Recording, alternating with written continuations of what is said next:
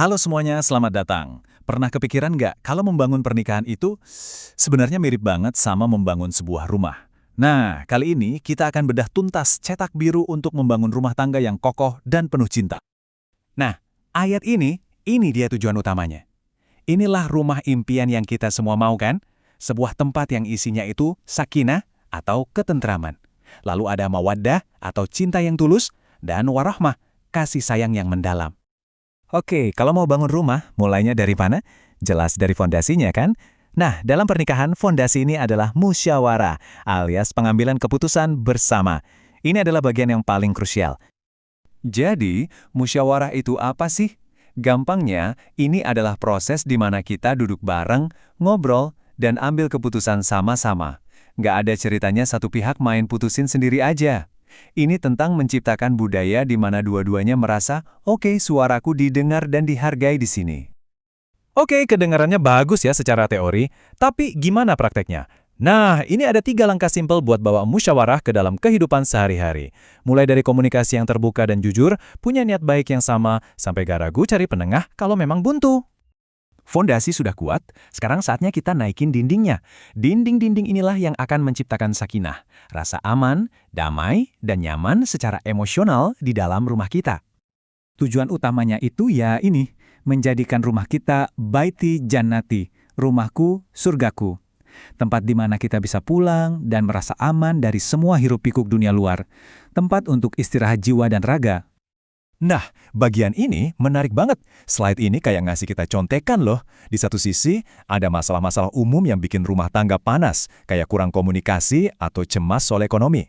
Nah, di sisi lainnya, ada solusinya yang jelas dan bisa langsung kita coba. Praktis banget kan? Tapi ada satu hal yang penting banget untuk kita ingat. Semua kedamaian ini mustahil ada kalau di dalamnya ada kekerasan. Mustahil. Islam dengan tegas mengutuk segala bentuk kekerasan dalam rumah tangga. Jadi, lihat deh perbedaannya. Peran seorang pasangan, khususnya suami sebagai qawwam atau pemimpin, itu adalah jadi pelindung. Tugasnya memberikan rasa aman, bukan malah jadi sumber ketakutan. Kalau sampai ada kekerasan, itu artinya sudah mengkhianati amanah yang paling dasar. Oke, fondasi udah, dinding udah. Sekarang apa? Kita butuh tiang-tiang penyangga yang kuat biar atapnya nggak ambruk. Inilah pilar ketiga kita. Prinsip zawaj atau kemitraan yang setara. Dan coba dilihat analogi dari ayat ini, indah banget. Mereka adalah pakaian bagimu dan kamu pun adalah pakaian bagi mereka. Ini nunjukin betapa dekatnya, betapa pentingnya, dan betapa setaranya hubungan suami istri itu seharusnya. Maksudnya pakaian itu gimana sih? Coba kita bedah ya. Pakaian itu kan yang paling dekat sama badan kita. Pakaian itu menutupi kekurangan kita, melindungi kita dari panas dan dingin, dan bikin kita kelihatan lebih baik. Nah, pasangan kita ya harusnya seperti itu. Jadi, dalam kemitraan ini bukan soal bagi tugas 50-50 secara kaku. Bukan. Ini tentang masing-masing ngasih 100%. Saling bantu, saling melengkapi kekuatan masing-masing demi tujuan bersama, yaitu kebaikan keluarga. Sekarang, apa yang menyatukan semua ini? Fondasi, dinding, tiang, semuanya butuh atap yang menaungi. Nah, atap inilah pilar terakhir kita, prinsip keadilan atau al-adalah.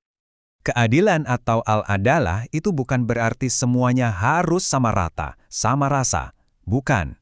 Tapi artinya menempatkan segala sesuatu pada tempatnya yang pas.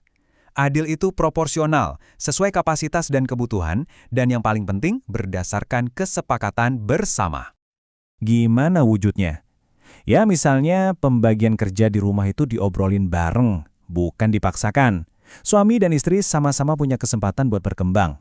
Terus, kalau soal anak, ya sayangnya harus adil, nggak boleh pilih kasih. Semua keputusan besar diambil atas dasar kerelaan bersama. Jadi, lengkap sudah rumah kita.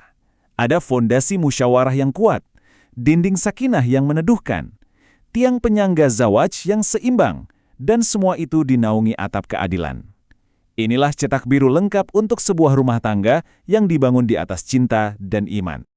Nah, sebagai penutup, coba kita renungkan sejenak. Dari keempat pilar ini, kira-kira pilar mana ya di rumah kita yang mungkin perlu sedikit perbaikan atau penguatan hari ini?